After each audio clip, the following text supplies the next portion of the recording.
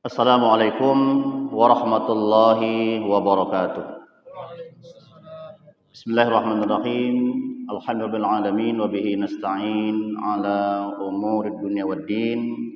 Wassalatu wassalamu ala sayyidina Muhammadin sayyidil mursalin wa ala alihi wa sahbihi ajma'in. Subhanaka la ilma lana illa ma 'allamtana innaka antal alimul hakim. Allahumma 'allimna 'ilman tanfa'una wanfa'na bima 'allamtana bi rahmatika ya arhamar rahimin. Qala ta'ala fil Qur'anil 'azim wa huwa asdaqul qailin. A'udzu billahi minasy syaithanir rajim. Wa ta'kulunat turatsa aklan lamma wa tuhibbunal mala hubban jamma. Shadaqallahul 'azim.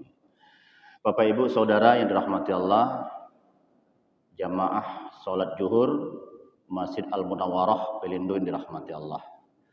Dalam kesempatan kita di siang hari yang penuh berkah ini tentunya tidak ada kata yang lebih utama kecuali puji kepada Allah SWT dengan lafaz Alhamdulillah. Bahkan dalam sebuah hadis Rasulullah menyatakan afdhalud du'a Alhamdulillah, bahwa seutama-utama doa itu bukan meminta, seutama-utama doa itu bukan memohon, tapi seutama-utama doa itu adalah mengucapkan Alhamdulillah. Oleh karena itulah kalau doa tidak kita mulai dengan ucapan Alhamdulillah, bahwa ajazam, doa itu terputus dari berkah Allah SWT. Nah, kedua tentunya kita berselawat kepada Rasulullah SAW dengan lafaz Allahumma salli ala Muhammad wa ala ali Muhammad. Demikian pula Rasulullah SAW menyatakan bahwa kullu du'ain mahjubun, setiap doa itu akan terdinding, tidak naik ke Allah SWT hatta yusalli alayya, sampai kita berselawat kepada Rasulullah SAW. Oleh karena itulah senantiasa kita berbagai alasan, salah satunya menaikkan doa kita berselawat kepada Rasulullah sallallahu alaihi wasallam. Bapak Ibu jemaah rahimakumullah, pada hari ini kita membincang tentang faraid, warisan. Apa sih pentingnya warisan ini? Mungkin kita berpikir ada penting-pentingnya warisan. Ada harta ditinggalkan udah gotok-gotok saja. Kalau bahasa di sana cincai-cincai saja dia beradik selesai.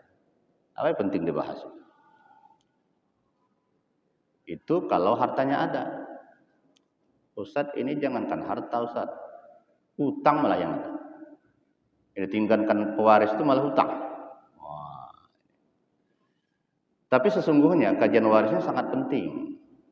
Mengapa? Pada surah Al-Fajr yang saya sampaikan, bacakan di awal tadi, pada ayat 19 sampai 20, Allah tegas mengatakan wa ta'kulunat turatsa aklal lamma. Dan kalian memakan harta waris itu dengan cara lamma, yaitu mencampur adukkan harta waris yang siogianya menjadi hak kalian dengan harta waris yang bukan hak kalian. Mengapa terjadi percampuran itu? Karena tidak dibagi-bagi. Wa tuhibbunal mala hubban jamma. Sudah itu harta waris engkau kuasai itu engkau sangat cintai dengan kecintaan yang luar biasa. Oleh karena itu kadang-kadang ada sebagian ahli waris itu dia pegang harta waris itu, tak mau berbagi dengan saudara-saudarinya bahkan orang tuanya dengan cara yang sangat-sangat dia mencintai harta itu. Berbagai alasan dikemukakan supaya harta tak dibagi karena dia mau dikuasai sendiri. Nah, itu Allah ancam itu. Ya.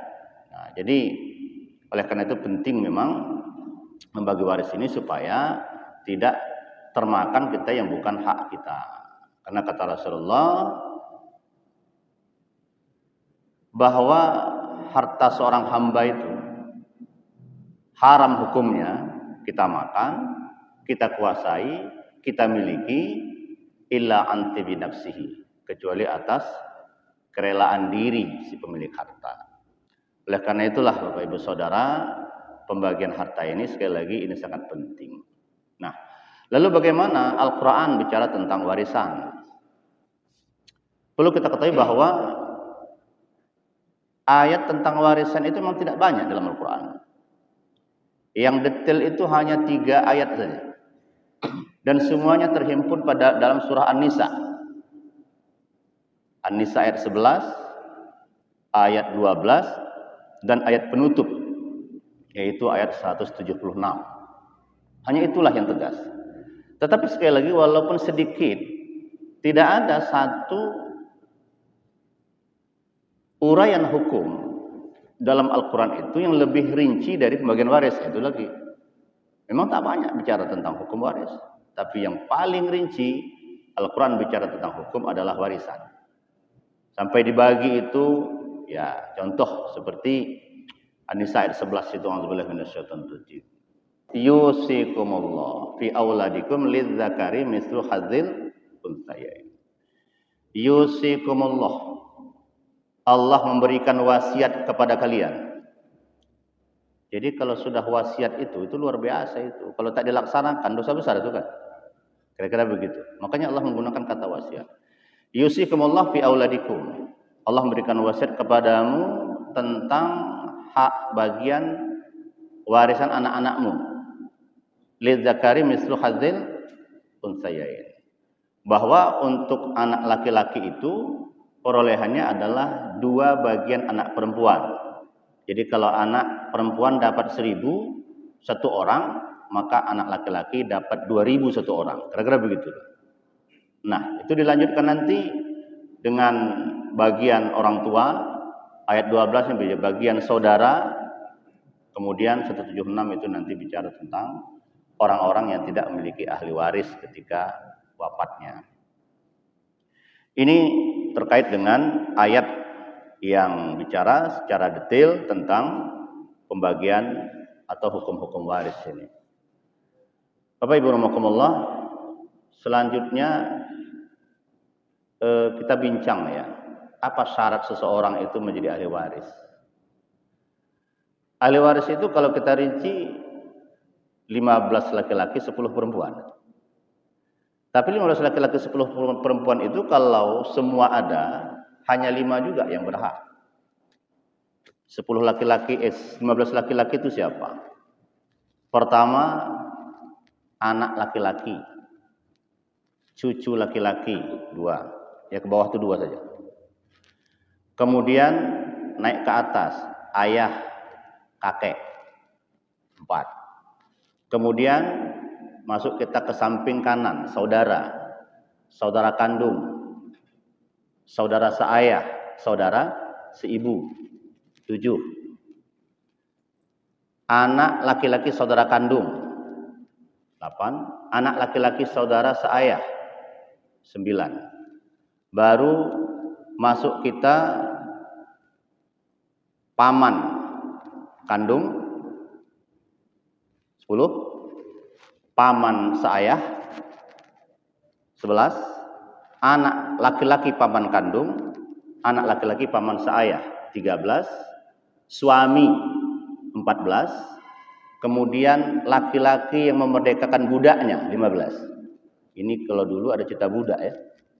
Jadi fikih masih mengadopsi itu. Namanya kajian normatifnya.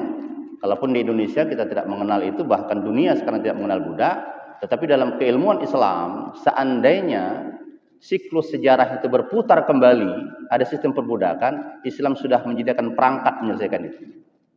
Tak repot-repot, kira-kira begitu. Seandainya terjadi ya. Ini sejarahnya kan begitu. Bisa saja siklusnya itu berputar kembali, ada sistem perbudakan. Hukumnya sudah disiapkan. Itu laki-laki. Nah perempuan, siapa saja 10 itu, anak perempuan, cucu perempuan, 2. Nenek perempuan dari sebelah ayah, nenek perempuan dari sebelah ibu. Berarti 4. Ya 4 ya. Kemudian saudari kandung, 5. Saudari seayah, 6. Saudari seibu, 7. Kemudian setelah itu istri, kemudian budak perempuan yang memerdekakan tuan yang memerdekakan budaknya. Ada luput 1 ya, lupa saya. Atau kita ulang ya, supaya jelas. Anak perempuan, cucu perempuan, tuh bawah. Kemudian nenek dari sebelah ayah, nenek dari sebelah ibu, kemudian saudari kandung, kemudian saudari seayah, kemudian tadi anak perempuan ya. Iya, anak perempuan, saudari, maaf, bukan anak perempuan ya. Tadi saudari kandung sudah ya, saudari seayah sudah, saudari seibu, nah itu tadi yang lupa. Saudari seibu 8, baru istri 9, kemudian perempuan yang memerdekakan budaknya 10. Kalau semua ini ada, maka yang berhak waris mendapat warisnya itu 5 saja. Yang lain tak dapat ini. Siapa itu? Anak laki-laki, anak perempuan, ayah, ibu, suami atau istri. Itu saja. Yang lainnya tak dapat. Terdinding semua itu. Ya, walaupun ada 25 semua, tapi kalau semuanya ada, kita ulangi siapa saja yang berhak menerima harta waris itu. Anak laki-laki, ini tak bisa ditutup ini. Anak perempuan, suami atau istri, karena itu ada yang meninggal kan. Nah, kemudian ayah dan ibu, itu yang berhak mewarisi. Nah, lalu siapa yang tak berhak mewarisi karena ada halangan? Yang tak berhak mewarisi karena halangan ini yang pertama karena ada kasus pembunuhan. Jadi kalau ada seorang ahli waris melakukan tindak pidana pembunuhan, apakah langsung atau tidak langsung, maka dia terhalang mendapat warisan. Kalau langsung tentu dia langsung membunuh. Kalau tidak dia gunakan tangan orang lain. Katanya sama dokter, Pak dokter, udahlah, saya kira kami sudah ikhlas. Suntik mati aja ya kami itu. Gitu.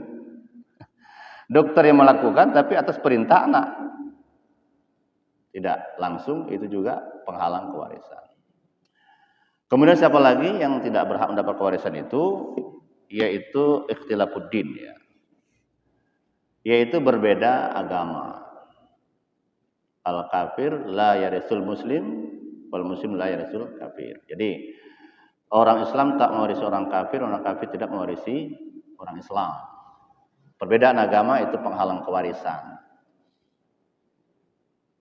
Nah, pada masa lalu ada satu lagi, yaitu perbudakan. Nah, ya, jadi budak itu tidak bisa menjadi ahli waris. Nah, di Indonesia ini yang kita anut 2 saja, yaitu karena ada kasus pembunuhan. Bahkan di Indonesia ini ada percobaan pembunuhan itu tak dapat. Nah, kan? Ini menjadi satu isu yang perlu dianalisis. Dia mencoba membunuh pewarisnya, tapi tak berhasil, ya kan? Itu sudah terhalang menjadi ahli waris. Ketika suatu saat nanti pewaris itu meninggal, karena pernah mencoba dulu. Jadi analisis maksudnya adalah bahwa baik Al-Quran atau hadis itu memberi peluang seseorang untuk bertaubat. Ya, percobaan pembunuhan tapi tak meninggal, lalu setahun kemudian orang tuanya meninggal. Apakah ini terhalang? Dalam perundangan kita Indonesia terhalang itu, karena pernah melakukan percobaan pembunuhan yang dipastikan secara hukum. Ini sudah divonis kira-kira itu ya. Nah, di Indonesia satu lagi adalah ya karena berbeda agama tadi. Itu 2 itu memang berlaku di Indonesia sebagai penghalang kewarisan. Bapak Ibu rahimakumullah, selanjutnya kita ingin melihat, ini mungkin ya bagian akhir sebelum kita tanya jawab. Mungkin kita perbanyak tanya jawab tentang asas kewarisan ini. Jadi asas kewarisan itu memang seseorang akan, ya kita bicara kewarisan ini, asas pertamanya meninggal. Itu dulu. Jadi tidak bisa kita bicara warisan, Ustaz, tolong datang ke rumah Ustaz. Apa itu membagi waris? Siapa yang meninggal? Belum ada Ustaz. Tapi mungkin sebulan lagi ayah kami meninggal. Oh, itu. Itu tak ada cerita bagian waris itu. Hah? Harus ada dipastikan meninggal dulu. Tak bisa dalam hayalan. Ya? Kalau perencanaan, itu keterlaluan itu. Keterlaluan. Itu doa itu ya. Doa waris meninggal. Nah, jadi ada cerita. Kalau tidak ada meninggal, maka belum boleh dibicarakan tentang bagian warisan. Nah, jadi asas meninggal ini ya merupakan asas yang wajib terlaksana, baik meninggalnya itu secara hakiki atau meninggalnya secara hukumi atau meninggalnya secara takdiri. Jadi meninggal itu Pak ada modelnya. Jadi bukan passion aja modelnya. Meninggal itu ada modelnya. Ada meninggal model hakiki. Meninggal hakiki ini ada jasadnya. Kita sholatkan jasadnya di situ. Itu meninggal hakiki. Ada meninggal hukmi, putusan pengadilan meninggal. Ya, beberapa tahun yang lalu berangkat melalui Pelabuhan Belawan ke Malaysia. Jejaknya di Belawan tak ada lagi, di Malaysia pun tak ditemukan jasadnya. Entah di mana lah sekarang.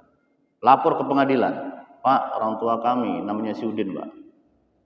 Ya, beberapa tahun yang lalu berangkat ke Malaysia. Tapi di sana tak tahu jejaknya di mana. Sedangkan di Belawan atau di Medan ini tidak ada lagi. Jadi maksudnya apa? Dia meninggal harta waris.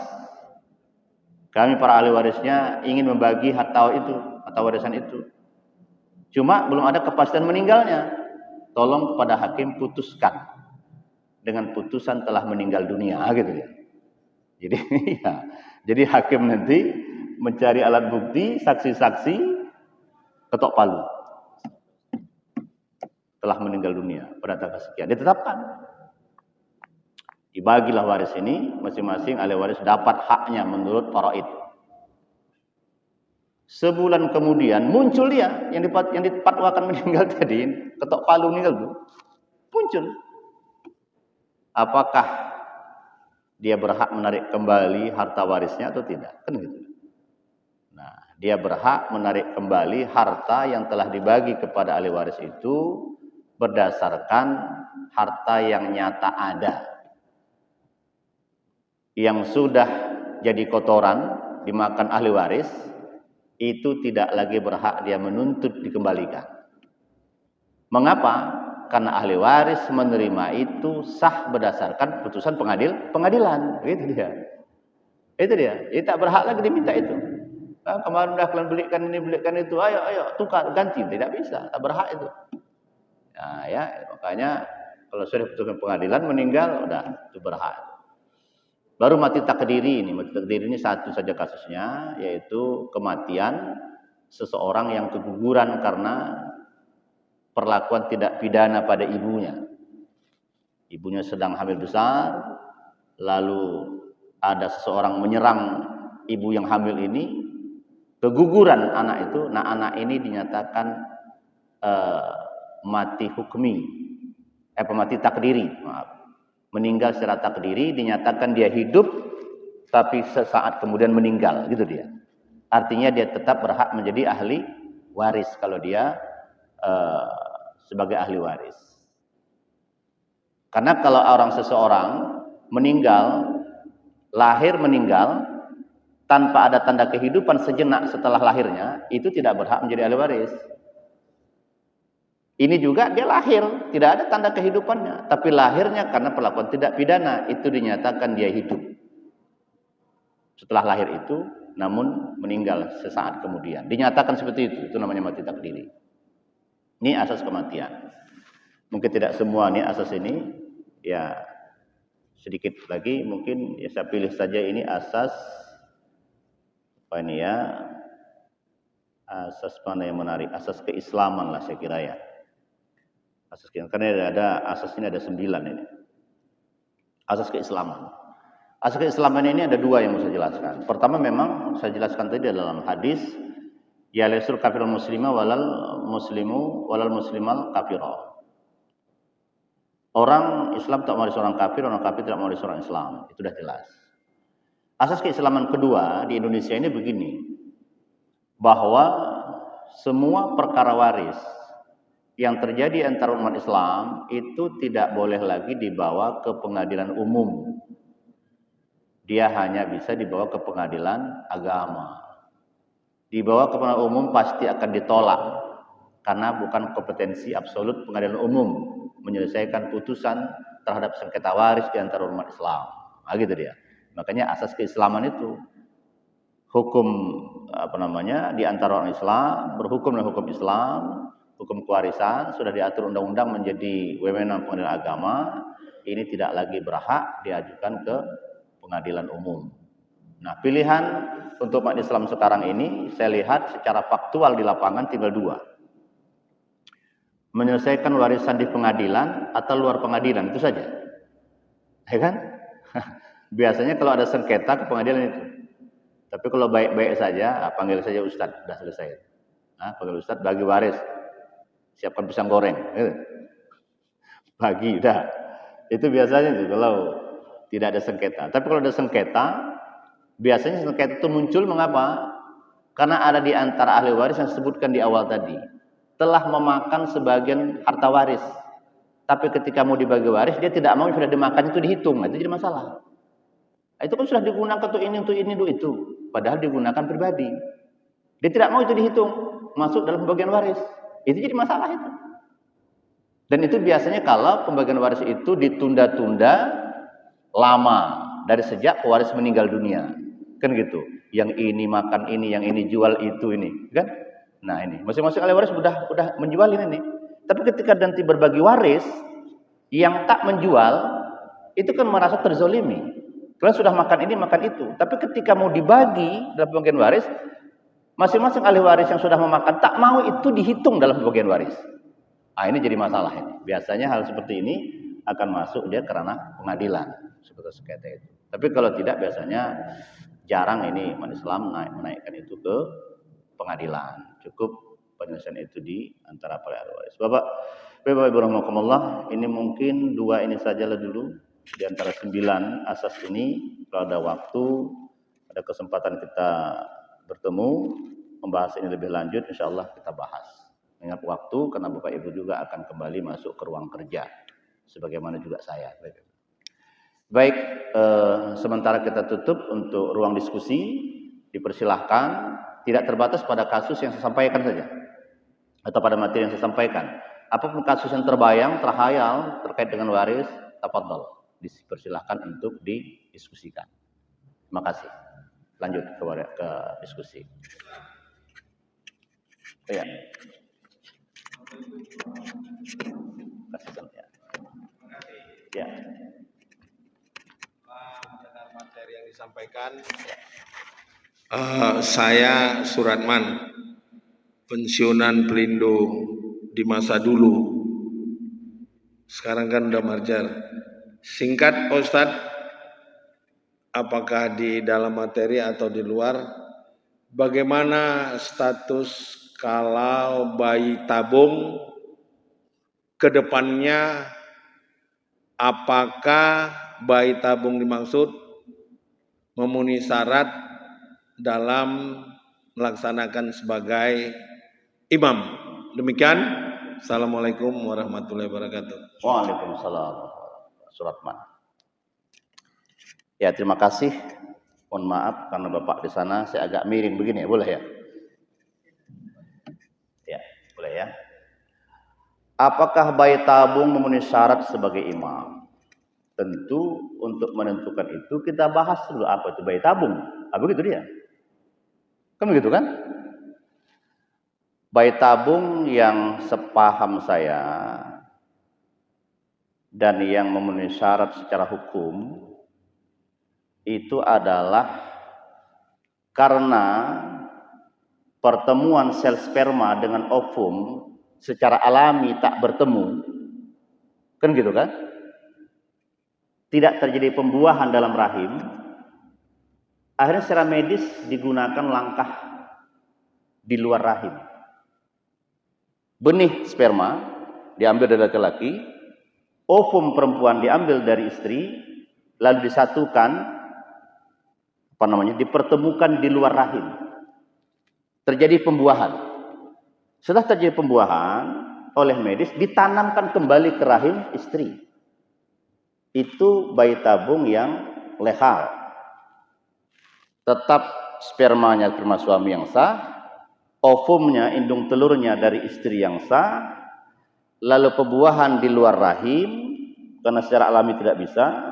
Setelah terjadi pembuahan ditanamkan kembali ke rahim istri yang sah. Ini kalau lahir anak yang sah dan sah hukumnya apapun. Mau jadi imam kah jadi apa kan gitu. Ini sah. Yang repot kita, suami punya sperma, istri punya ovum, tapi istri tak mau mengandung. Disewalah rahim istri tetangga. Bisa begitu? Secara alami bisa. Mau disewa istri rahim istri tetangga mau orang lain silahkan. Kalau di India itu Pak mahal Pak. Kabarnya kawan-kawan yang menyampaikan kepada saya itu 300 juta itu menitipkan kandungan dalam rahim seorang perempuan. Makanya maaf, tak bermaksud melecehkan etnis tertentu atau kasta tertentu. Kasta sudra, kasta terendah di India itu perempuan itu bisa itu dibayar. Nah, dibayar dan biasanya perempuan suami istri yang disewa rahim istrinya itu akan keluar dari kampungnya selama sekian lama. Sehingga tak tahu masyarakat kampungnya ini aib itu, kan gitu. Selama sekian lama dia keluar, selama hamil itu sudah lahir anak ini, dapat pembayaran, dia kembali ke kampungnya. Tidak ada keburukan, kira-kira itu. Nah, sekarang bagaimana status seperti ini dalam ajaran Islam? Ini sesuatu yang diharamkan. Lalu bagaimana status dia sebagai imam?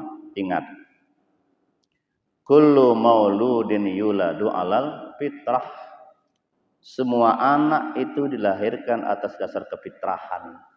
Tidak ada dosa bawaan. La taziru waziratun wizra ukhra. Tidak ada satu orang dalam ajaran agama Islam ini menanggung dosa orang lain, termasuk dosa orang tuanya. Tidak ada. Begitu lahir dia fitrah. Dia belajar mungkin dengan orang sekitarnya yang bagus keimanannya, baik keilmuannya, dia terarah. Masuk pula rumah tahfiz, dia hafal Quran. Bolehkah jadi imam? Sah. Karena tidak ada syarat menjadi imam itu bersih dari cerita anak zina. Tak ada. Syarat jadi imam itu yang pertama apa? Qari. Itu dulu. Dia bagus bacaan Al-Qur'annya. Kira-kira gitu Pak. Ini kepada Pak Seman jawaban itu ya. Terima kasih. Ada lagi? Ya, silahkan. Kasih mic.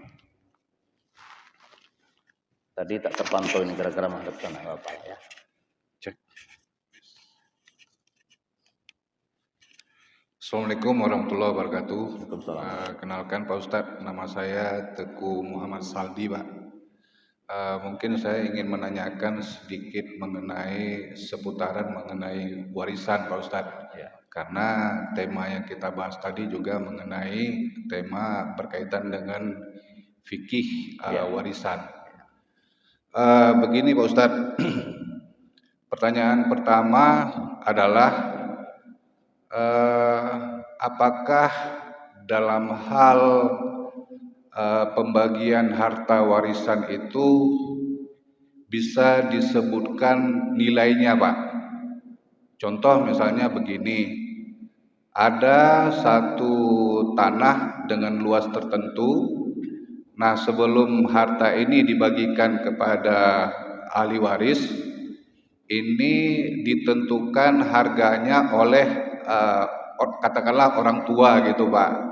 Nah, apakah ini boleh ditentukan nilai terhadap harta yang akan dibagikan? Terus yang kedua, pertanyaan kedua adalah yang namanya warisan ini kan dibagikan apabila orang tua telah meninggal dunia. Nah, ini kira-kira berapa lama waktu sebaiknya dalam ajaran Islam harta itu dilakukan pembagian? Nah, saya rasa mungkin itu dulu Pak Ustadz. Terima kasih. Assalamualaikum warahmatullahi wabarakatuh. Salam. Ya. Terima kasih pertanyaan yang langsung bersentuhan dengan materi kita hari ini. Apakah boleh harta waris itu berupa benda yang tidak bergerak, tanah contohnya, kita buat nilainya baru dibagi waris?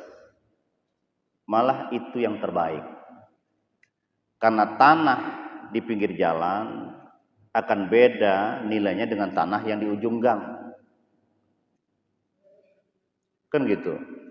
Anaknya ada 5 orang. Tanah di depan yang pinggir jalan itu katakanlah dulu 10 rantai. Atau 5 rantai lah, 5 rantai. Yang di ujung gang sana 10 rantai. Boleh jadi tanah yang di pinggir jalan 5 rantai itu sama nilainya dengan tanah yang di ujung gang 10 rantai. Nilainya. Jadi kita bagi itu bukan luasnya, tapi nilainya memang. Memang nilainya. Oleh itu harus dinilai dulu. Gitu. Oh, kamu kan dapat lebih luas. Aku cuma dapat 1 rantai, kau dapat 5 rantai. Tapi di mana? No, puncak Gunung Loser.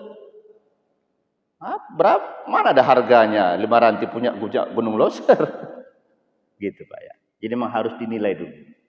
Ya. Ada sekarang istilahnya apresial ya. Apresial itu kan yang berhak menilai harga aset ya. Yang berhak menilai harga aset itu secara profesional adalah apresial kan. Nah, panggil apresial, suruh nilai berapa. Nah, baru setelah itu dibagilah kepada masing-masing ahli warisnya menurut porsi bagian masing-masing. Itu Pak ya. Memang kalau tadi ditanyakan bukan apakah boleh, harus nanti nilai. Yang kedua, idealnya berapa lama lah ini jangka waktu membagi harta waris? Tak pakai jangka waktu Pak. Cuma bagi kita orang timur itu aib, itu aja persoalannya. Begitu pewaris meninggal dunia, supaya tak nampak kali aibnya, tradisi kita ada malam ketiga, kalau bisa wirid malam ketiga itu selesai doa bahas langsung di situ. Tetapkan langsung. Siapa ahli warisnya, berapa bagian masing-masing. Sudah. Menghindari apa? Menghindari masing-masing ahli waris takut memakan yang bukan haknya. Apakah bagi waris fisik Ustaz? Tidak. Bagi di atas kertas saja. Bagi di atas kertas sehingga masing-masing ahli waris tahu dia berapa bagiannya dalam harta waris itu. Kalau dia butuh cepat, dia bisa diberikan berdasar haknya. Aduh, saya ini tinggal jauh ya. Makasih Pak ya. Saya ini tinggal jauh. Mungkin ada anak di luar negeri kan gitu. Dia butuh dana. Udah, berapa bagian dia? Mungkin satu-satunya patungan dulu kan gitu. Dengan rincian nanti bagian dia itu masuk kepada pembagian harta dari ahli waris yang tersisa. Gitu dia. Jadi saya ulangi lagi, idealnya tidak berjangka waktu setelah pewaris meninggal dunia.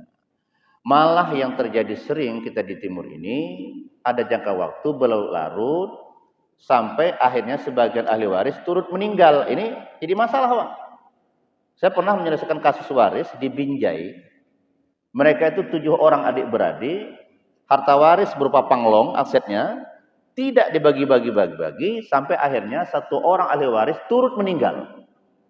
Tinggal 6. Ketika mereka tinggal 6, barulah muncul kesadaran, wah ini bahaya nih, kalau tak dibagi waris.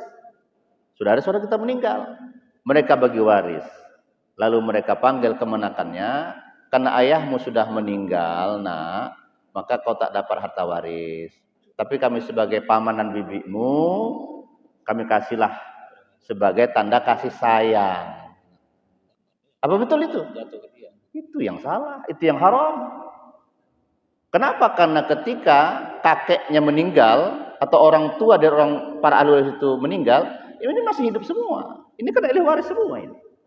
Kita itu datanglah saya ke sana. Ya, salah seorang dari ahli waris yang 6 tadi Mohon maaf, ada aparat. Ya, artinya dia punya pistol, kira-kira gitu. Ada aparat. Caranya saya, kebetulan ada foto orang tua mereka itu. Saya sampaikan, ini orang tua kita ini, saat kita bagi waris yang ditinggalkan mereka ini, mereka tahu ini. Mereka lihat ini. Apa yang kita lakukan ini. Baik atau buruk pembagian kita malam hari ini mereka tahu. Begitu bahasa saya. Akhirnya mereka bisa menerima.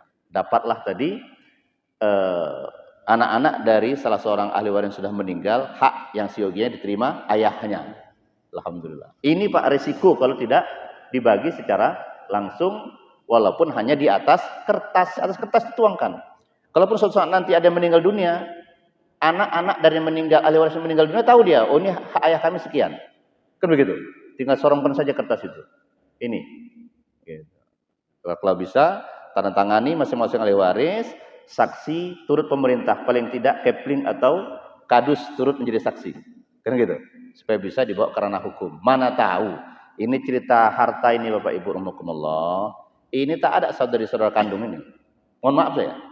Cerita harta itu tidak ada saudara tiri, saudara kandung. Hah? Banyak hantunya itu. Cerita harta ini banyak hantunya. Oleh karena itulah sebisanya dibagi dalam kertas secepat mungkin setelah pewaris meninggal dunia. Begitu. Ya? Oke. Baik. Sangat senang saya mendapat pertanyaan-pertanyaan seperti ini ya. Ya, mungkin pertanyaan penutup ya. Oke, ya. Silakan penamiknya. Wassalamualaikum. Terkait waris, pertanyaannya mungkin karena kekurangan pengetahuan saya, Ustadz, mohon dikasih penjelasan terkait hal-hal yang saya dengar di luar gitu, Ustadz. Yang pertama, saya mendengar ada pembagian warisan ini apabila salah satu orang tua, ibu atau ayah kita meninggal, ahli waris ini mendapat warisan setelah dibagi dua hartanya, yang mana separuhnya untuk ayah atau ibu yang masih hidup, kemudian sisanya baru dibagi berdasarkan sebagaimana yang Ustadz jelaskan tadi. Kemudian saya juga mendengar seharusnya dibagi itu begitu si salah satu orang tua yang meninggal, maka ahli warisnya termasuk orang tua yang masih hidup itu tadi, itu dibagi berdasarkan harta yang tinggal. Artinya tidak dibagi dua. Ini mohon penjelasannya Ustadz, mana yang kita pakai atau mana referensi yang benar bagi kita. Terima kasih Ustadz. Terima kasih. Saya ketika ada pertanyaan mengisi pengajian, yang terima kasih itu saya. Artinya jamaahnya respon. Karena yang paling sedih jadi penceramah itu ketika buka ruang pertanyaan tak ada yang bertanya, paling sedih itu. Mohon maaf lah ya. Nah ini Ustadz, harta bersama ini ada tidak? Kata kuncinya itu. Harta gono gini ini ada tidak? Kata kuncinya itu sebetulnya. Apakah harta bersama suami istri dibagi dua terlebih dahulu lalu harta warisnya dibagi, atau memang harta yang ditinggalkan itu dipandang sepenuhnya milik yang meninggal dunia, sehingga pasangan yang hidup lebih lama hanya berhak mendapatkan warisan berdasarkan porsi menurut bagian waris, tidak ada harta bersama gitu. Harta bersama ini sepanjang yang saya baca ini memang hanya ada di Indonesia. Mengapa hanya ada di Indonesia? Karena ini tuntutan dari uruf budaya kita di Indonesia. Mengapa budaya kita menuntut seperti itu? Karena memang tidak lazim kita di Indonesia ini setelah akad nikah itu ada catatan aset masing-masing pasangan. Ada. Kalau Timur Tengah, harta istri punya istri, harta suami punya suami.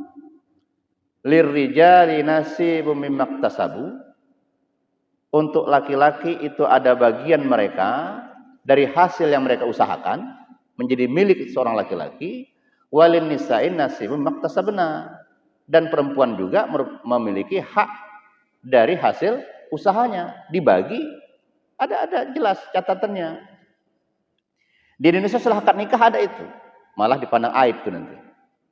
Gitu. Istri punya catatan sendiri hartanya, suami punya catatan sendiri hartanya, malah dipandang aib di Indonesia. Tuh. Yang kedua, mengapa di Indonesia tidak ada harta bersama? Ini terkait dengan di Indonesia ada harta bersama, di luar negeri tidak ada harta bersama. Ini terkait dengan budaya poligami. Kan gitu. Indonesia mengenal perkawinan itu asasnya monogami. Istri cuma satu. Maka mudah membagi hartanya. Harta suami atau istri itu mudah. Kalau di luar negeri, katakanlah di Timur Tengah, poligami itu bukan merupakan hal yang aib, malah menjadi sebuah budaya. Nah, ketika membagi harta bersama dalam status perkawinan poligami, itu bisa bayangkan repotnya itu. Istri pertama dibagi harta bersama, istri kedua bagi, wah itu berat itu. Makanya di luar negeri tidak adanya harta bersama itu karena dalam perkawinan poligami itu sulit sekali membagi harta bersama itu berdasarkan jangka waktu perkawinan, kan begitu. Karena muncul harta bersama itu setelah akad nikah kan. Begitu akad nikah sampai akad nikah berakhir, itulah harta bersama. Nah, dengan istri pertama dari tahun sekian sampai tahun sekian, istri kedua tahun sekian sampai tahun sekian, itu repot. Nah, jadi uruf kita di Indonesia atau budaya kita di Indonesia itu tidak sama dengan budaya di luar. Makanya di Indonesia ini mengenal harta bersama. Nah, harta bersama Indonesia ini kalau dilacak, apa dasar hukumnya Ustaz? Bisa kita lacak pada surah Al-Baqarah 228. Pada Al-Baqarah 228 itu Al-Quran mengisyaratkan wal mutallaqatu yatarabbasna bi anfusihinna salasata quru. Dan para perempuan atau para istri yang ditalak oleh suaminya, maka hendaklah mereka, para istri itu beriddah selama 3 kali suci. Ujung ayat itu menjelaskan walahunna mislul ladzi 'alaihinna bil ma'ruf.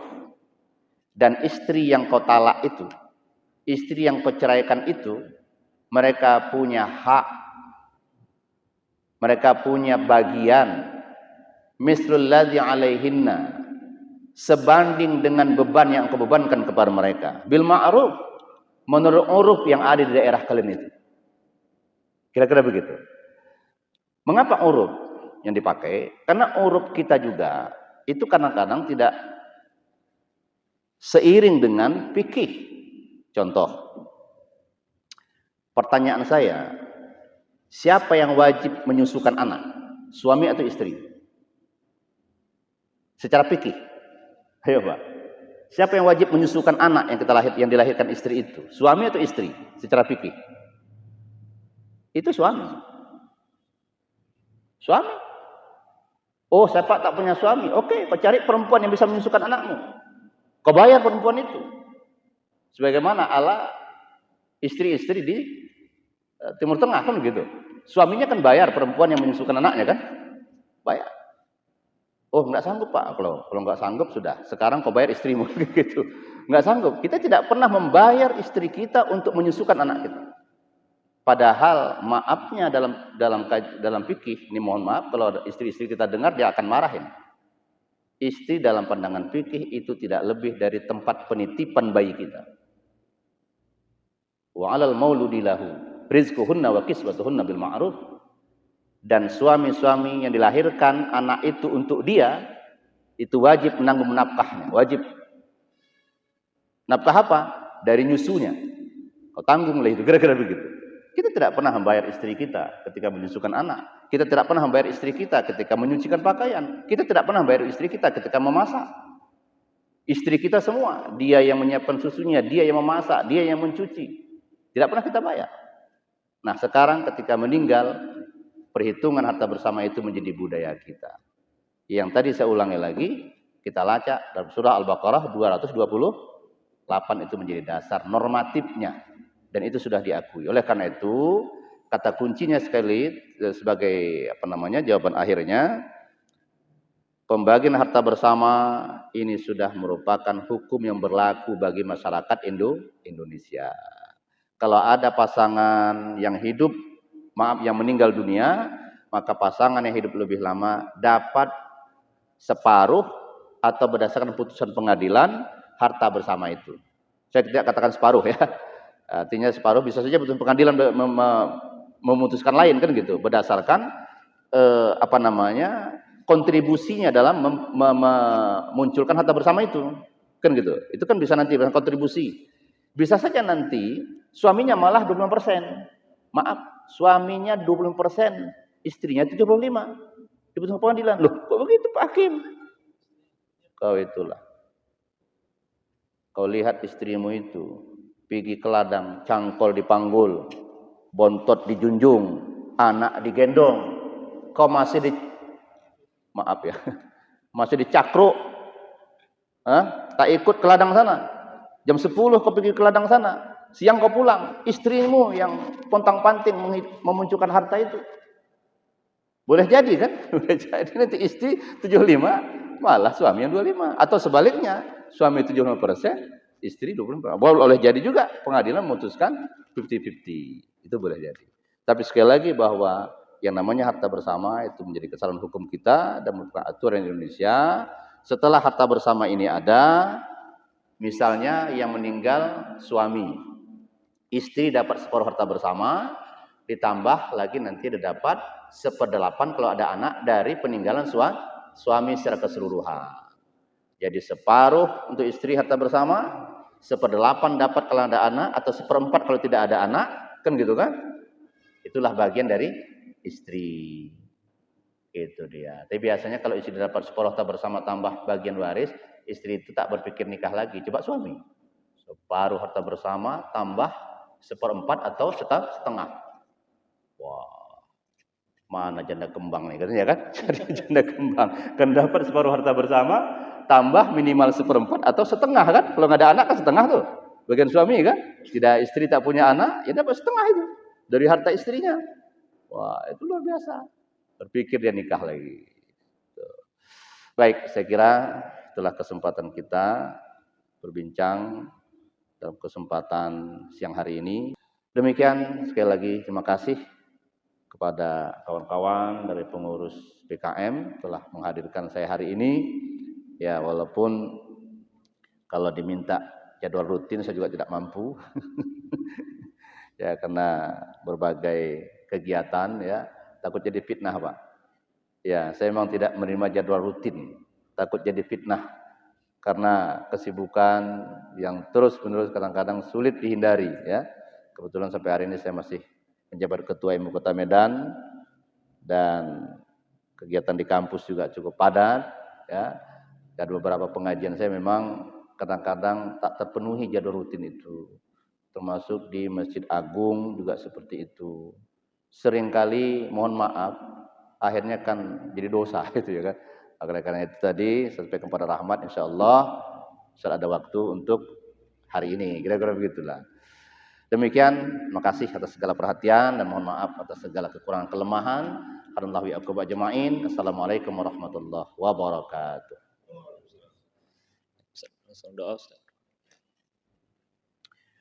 A'udzubillahi minasyaitonir rajim. Bismillahirrahmanirrahim. Alhamdulillah wassalatu wassalamu ala sayyidina Muhammadin wa ala alihi washabihi ajma'in. Subhanaka la nuhsi thana'an 'alaika anta kama thanaita 'ala nafsik. Lakal hamdu qabla ar-ridha wa lakal hamdu ba'da ar-ridha wa lakal hamdu hatta tarda. Lakal hamdu idza radita 'anna da'iman abada innaka 'ala kulli syai'in qadir. Allahumma 'allimna 'ilman tanfa'una wanfa'na bima 'allamtana bi rahmatika ya arhamar rahimin. Allahumma alif baina qulubina wa aslih dhata bainina wahdina subulas salam ya dzal jalali wal ikram. Rabbana atina fid dunya hasanah fil akhirati hasanah wa qina adzabannar. Wa sallallahu wasallam ala sayyidina Muhammad wa ala alihi ajma'in walhamdulillahi alamin. Taqabbalallahu minkum innahu taqabbal ya karim.